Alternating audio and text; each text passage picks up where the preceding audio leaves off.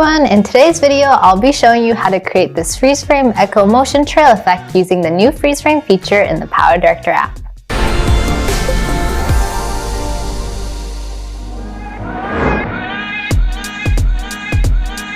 This tutorial will make use of the freeze frame feature in blending modes. Check out more tutorials about these tools in the description below.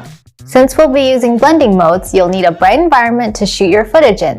Make sure the subject in your scene are wearing dark colored clothing to get a good contrast to achieve better results. And as always, a tripod is highly recommended to help keep your camera steady. Also, you want to set your camera to a higher frame rate to reduce blurs. For this tutorial, we'll be choosing 60 frames per second. Moving on to filming, shoot a sequence of actions all in one shot. Feel free to film multiple takes and choose the best one.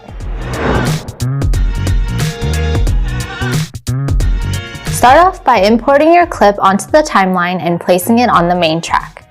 Move the playhead to where you want to freeze the frame, then tap Edit and select Freeze Frame. A snapshot of the frame will be created. Move the snapshot to your overlay track 1. Adjust the length of the overlay track to match where you freeze framed. On the same track, tap Edit, Blending Modes, and choose Darken. Next, add a mask to mask around your subject.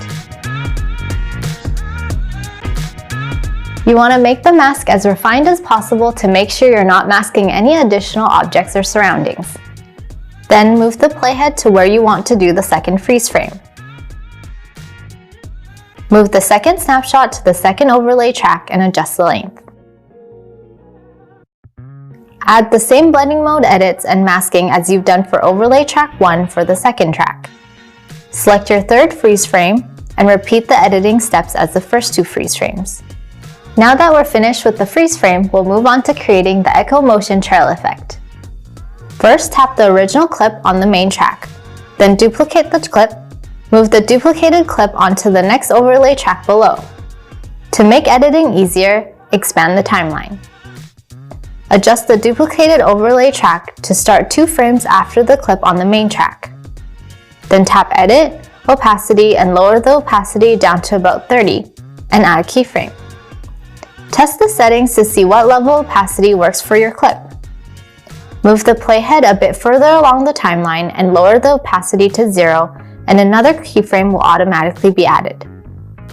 Trim down the video to keep the sections you need. Then add the same darken blending mode to the clip. Since we don't want any echo effects to cover our clip on the main track, the blending mode that we've added will only keep the echo effects in the back. Lastly, duplicate the clip where we just created the echo motion trail effect and move it down to the next overlay track below and move it 2 frames back. Let's check out our finished result again.